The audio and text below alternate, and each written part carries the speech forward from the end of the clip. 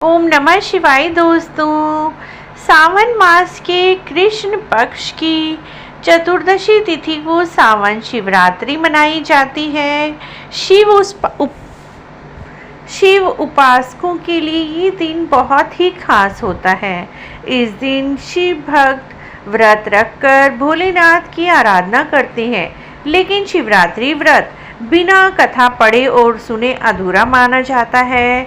इस वीडियो में हम आपको शिवरात्रि व्रत की कथा सुनाने वाले हैं।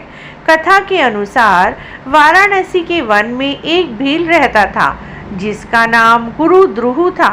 वह वन में रहने वाले प्राणियों का शिकार करके अपने परिवार का पालन करता था। एक बार शिवरात्रि के दिन वह शिकार करने वन गया। उस दिन उसे दिन भर कोई शिकार नहीं मिला और रात भी हो गई थी। तभी उसे वन में एक झील दिखाई दी। उसने सोचा, यहीं एक पेड़ पर चढ़कर शिकार की राह देखता हूँ, कोई ना कोई प्राणी यहाँ पानी पीने अवश्य आएगा। यह सोचकर वह पानी का पात्र भरकर बेल वृक्ष पर चढ़ गया। उस वृक्ष के नीचे शिवलिंग स्थापित थे। थोड़ी देर बाद वहाँ एक हिरनी आई।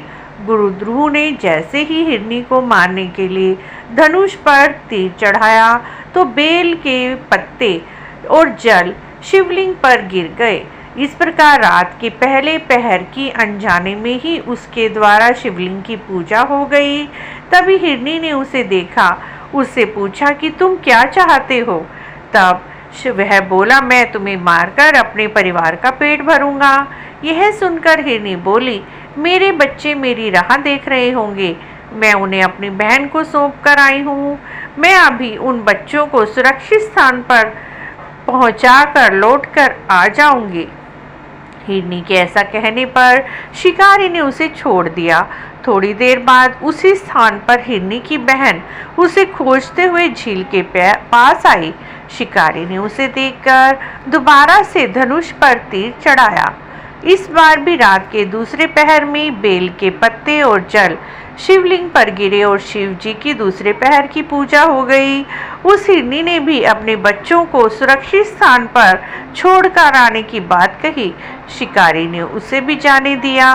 थोड़ी देर के बाद वहां पर एक हिरन अपनी हिरनी की खोज में आया। इस बार वह सब कुछ हुआ जैसे तीसरे पहर में शिवलिंग की पूजा हुई। वह हिरन भी अपने बच्चों की सुरक्षित स्थान पर छोड़कर आने की बात कहकर उससे वादा करके वहां से चला गया।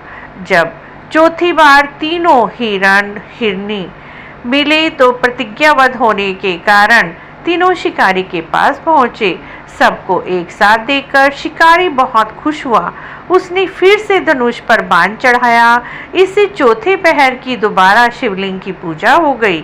इस प्रकार गुरु द्रुह दिन भर भूखा प्यासा रहकर रात भर जागता रहा और चारों पहर अनजाने में ही उससे शिव भगवान की पूजा हो गई और शिवरात्रि का व्रत भी संपन्न हो गया। इसके प्रभाव से उसके पाप तत्काल ही भस्म हो गए। सूर्य उदय होते ही उसने सभी हिरणों को मारने का विचार त्याग दिया। तभी शिवलिंग से भगवान शंकर प्रकट हुए और उन्होंने गुरु द्रुह को वरदान दिया कि त्रेता युग में भगवान राम तुम्हारे घर आएंगे और तुम्हारे साथ मित्रता करेंगे, तुम्हें मोक्ष की प्राप्ति होगी। इस तरह से अनजाने में किए गए शिवरात्रि व्रत से भगवान शंकर ने शिकारी को मोक्ष प्रदान किया। बोलिए भोलेनाथ की जय। मित्रों, यदि आपको भी सावन शिवरात्रि की यह कथा अच्छी लगी है तो आप हमारे चैनल को जरूर सब्सक्राइब करें, लाइक करें, वीडियो को शेयर भी करें। कमेंट बॉक्स में हर हर महादेव अवश्य लिखें।